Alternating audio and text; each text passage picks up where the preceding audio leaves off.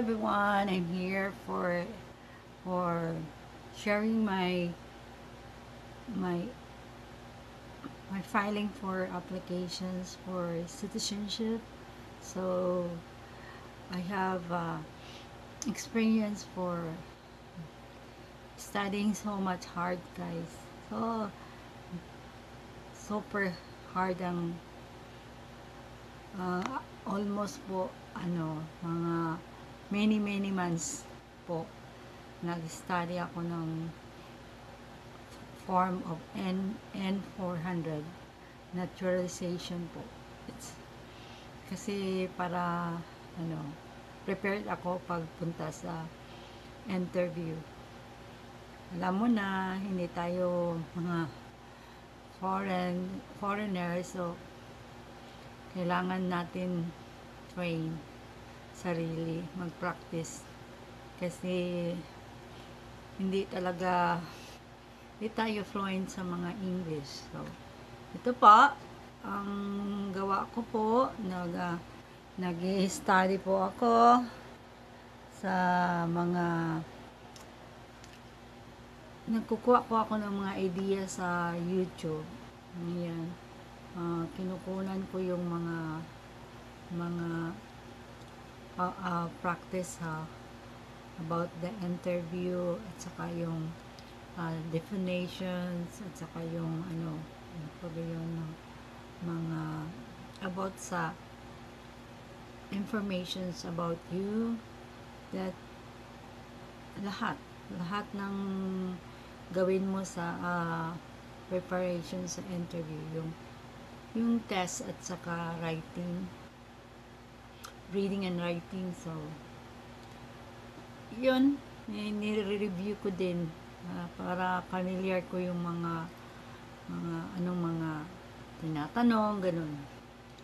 Yan po, ayan ang ayan po, super daming mga po sinusulat ko, handwriting ko na lang kasi para kung ma-practice ko yung sarili ko, mga sagot, yung mga ganyan.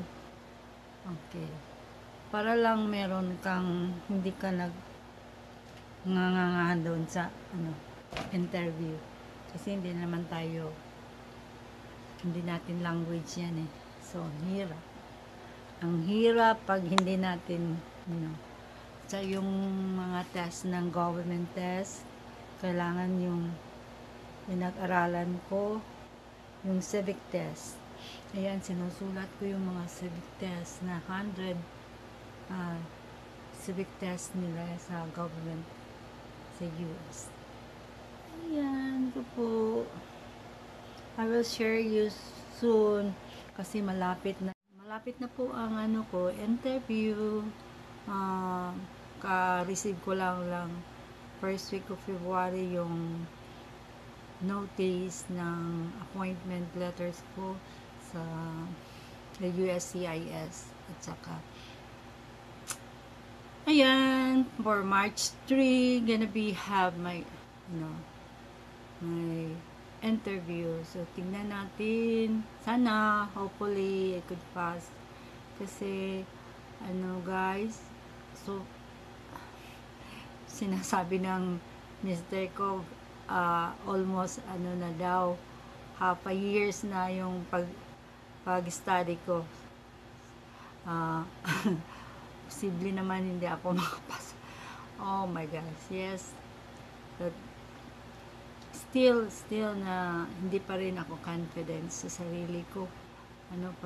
Kasi a little nervous pa rin sa self ko. Hindi ako confidence. Ayan.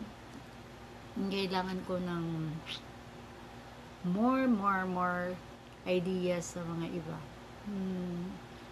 So, yeah, March 3 is gonna be my final interview. So, I'm gonna go to I'm from Florida po. Ito, punta ako sa place ng USCIS doon. So, let's see, and I'm gonna share you soon, guys. Okay? Thank you. Let's see him soon.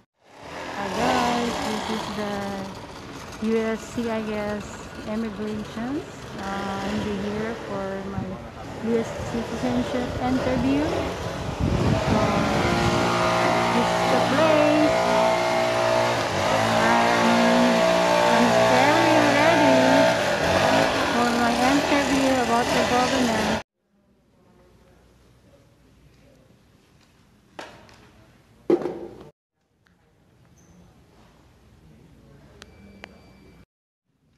Embassy, guys.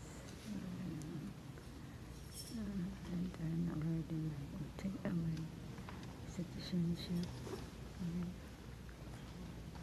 Thank you for the exam, guys. Hi guys, thank you for watching my